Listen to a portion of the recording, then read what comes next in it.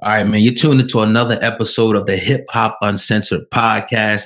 I'm your brother, Oh God, representing Hip Hop News Uncensored. And sitting across from me is my co-host. What up, y'all? It's your man, SamAnt. Viral Hip Hop News. We're in the building on this Tuesday like we always are, but we got a special guest in the building for the Hip Hop Uncensored podcast. Our man, Jackie Long, is in the building. Mr. Long, how you doing today, family? Man, I can't call it, man. I'm enjoying life like everybody should, man. This COVID-19 got us all hitting and everything, but as you can see, we still get to see our peoples and still get to work and have fun. So it's all love, man. Dope. Yeah. Speaking of the COVID, man, how's it affecting you right now? Obviously, if you're in one of the, these red states, they call us, pretty much everywhere now, you can't really move around. So how is that affecting you right now, man? How you taking it? I'm taking it very serious, doing everything that they saying, wearing your mask, wearing the glove, got all the sanitized stuff, like from you name it. I got hand sanitizer strictly for your hand. I got the whole body. I got everything. I've been following all the rules. I go out to the grocery store, of course, see my parents every now and then, but that's really it. I don't go too many places unless I'm going to the studio. And other than that, I'm right back home and taking a shower ASAP and doing all that stuff, because now I feel, and I don't want to feel like that, but now I feel like everybody needs to be clean. Mm-hmm. So it's like when I go out now, it's like, where your gloves at and your mask? I can't talk to you right now because you don't got your stuff on. But that's just good seeing you, and like now I don't give people, I don't care who you is. I just ain't shook nobody's hand, and I don't know how long. I've been giving everybody the elbow, and it's been cool. It's been the same love, and they know what's up at the end of the day.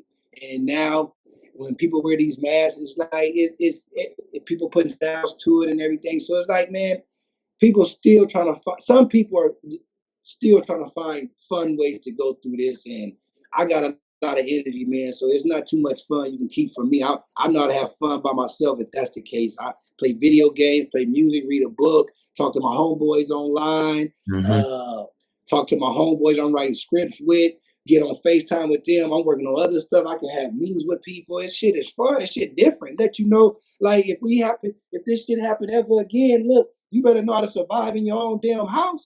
Yeah. It's fun, man. This is all entertainment to me, man. This is something new to life. I'm glad I'm living to be around it, to be like, man, y'all remember the time when we had the punishment, when we had the curfew and shit? We had to stay in the house, we couldn't do shit. You come outside without your mask, you're gonna get your ass beat. I'm like, man, this shit is fun, man. Get your ass in the house. For all them players and think they cheaters and shit. What girl your ass gonna stay with, motherfucker? You don't know. You ain't slick now, motherfucker. Yeah.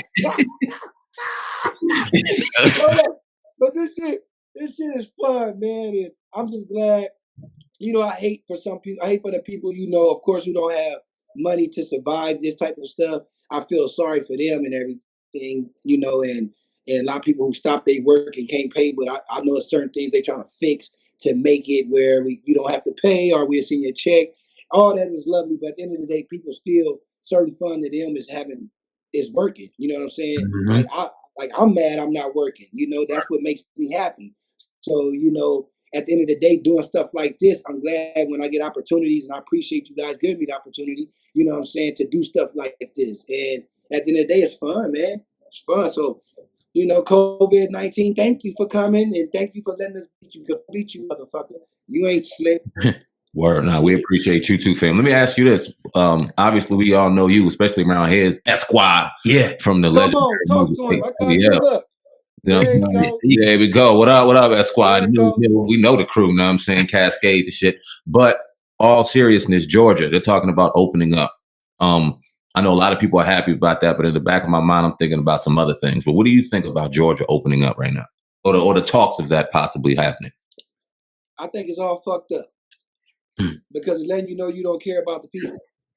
Because they don't have no cure for the virus or anything yet. So why would you put these people back in the public and out to everybody, and you telling them to do the same thing and everything? I think if that's the case, if you holding out and doing something right now, and I know I just said people want to get back to work and have fun, but if you already in the situation that you in, why you just gonna pick Atlanta out of all the places?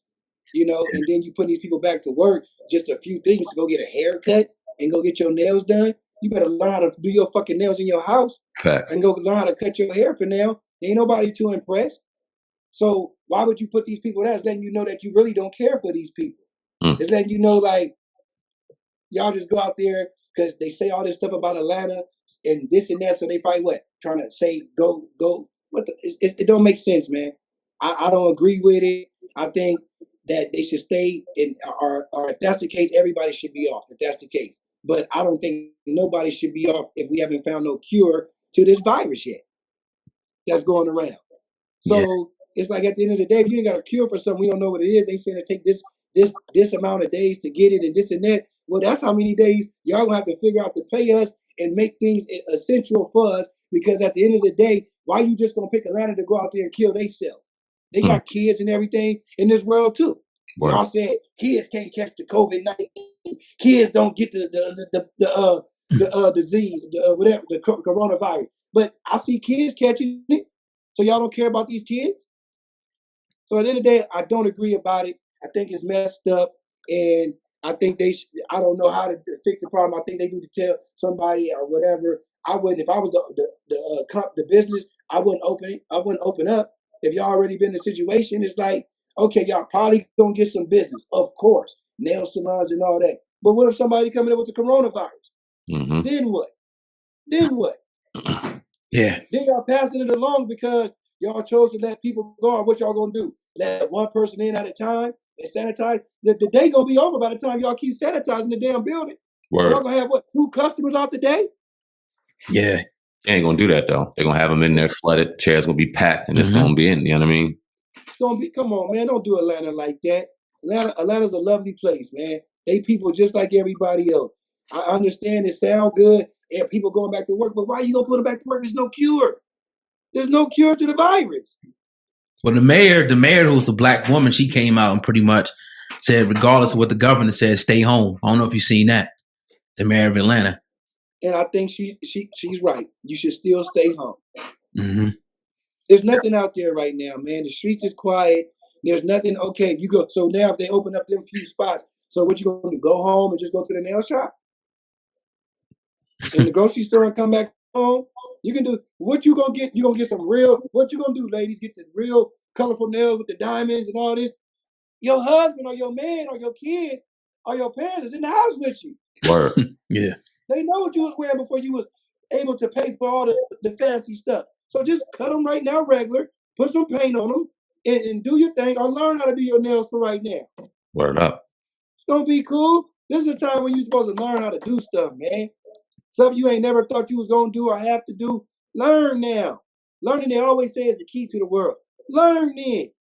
You should never be afraid of learning, and you should never be afraid of God. And that's just real. There's people out here that's afraid of God, people out here afraid of learning. I don't care if you embarrass me if I didn't know how to spell duh. Motherfucker, how you spell duh? I forgot. Shit. T-H-E. Thank you. You know, it's what it is. No doubt. No doubt. So kind of just go back, man. Powerful, by the way. You know, I agree with what you're saying, 100%. Let's go back to when you got started, you know, if you may, in acting. Like, you know, how did you aspire to be an actor? At what point did you say, look, I want to be an actor? And what was kind of like the first gig that kind of got you into Hollywood? First gig got me in Hollywood. Man, I used to do so much background work, man. Like, background work is, if y'all don't know, it's like being an extra, but I call it background artist. I don't know, in school, my friends and everybody used to always tell me that you so funny, you need to be on TV. You know, that was like the first little scratch of the you know, it was the first scratch of something that I needed to hear to say, you know what, I can do this. Because all my friends knew I liked, of course, Eddie Murphy, Martin Lawrence, Red Fox, Richard Pryor, all these type of people growing up. Right. So I go to school, always doing little jokes. They used to always say, when you got to school, what you gonna do? I used to thought I was gonna be in the NBA, but I was too skinny and little. So, you know, I had a friend named one of my boys from home, Marlon Reed. He got me into doing background work. His auntie was a person who signed in the extras in the background or whatever. And through her having me do them jobs. I was getting paid like $50 a day. I met a dude named Keno, and through him, he used to always make sure I was in the right scenes when I went to go do background work. So that when I used to see that, I used to be up front and center in the scene with the actors, not saying nothing, but it was the most like amazing thing I ever could see. It's like, damn, I'm sitting next to some of my favorite actors in a scene, but I'm not saying nothing. But it's like, wow, I want to do what they doing because everybody's quiet. It was live action audience. It was just dope. So every time I would see that, I used to say to the dude that used to sign us in, Keno, who found a good liking into me, he ended up helping me get my 3 SAG vouchers. So when I got the 3 SAG vouchers, they gave me my juice. That's when I got, you know what? That means I'm an actor, but not an actor yet because I don't got shit on film or nothing yet. But I'm in SAG Screen Actors Guild, Screen Actors Guild now. I'm official, almost. Mm-hmm. So, dude, Keno helped me out, put me through the loops of learning how to go to acting classes, commercial classes, to where I booked my first agency through getting my commercial class, JD Furtado, and then I went to this dude named Aaron Spicer for theatrical. And once I honestly got around all that stuff throughout them quick amount of years from high school, I literally just found a liking into it and found a love, and just knew that deep down in my heart I can do something to make my mom and myself proud. Like, I knew all my friends growing up in school had scholarships to play football, basketball, and I just looked like, damn, I like basketball, could play, but I was too little, you know, and I just knew it wasn't gonna happen. So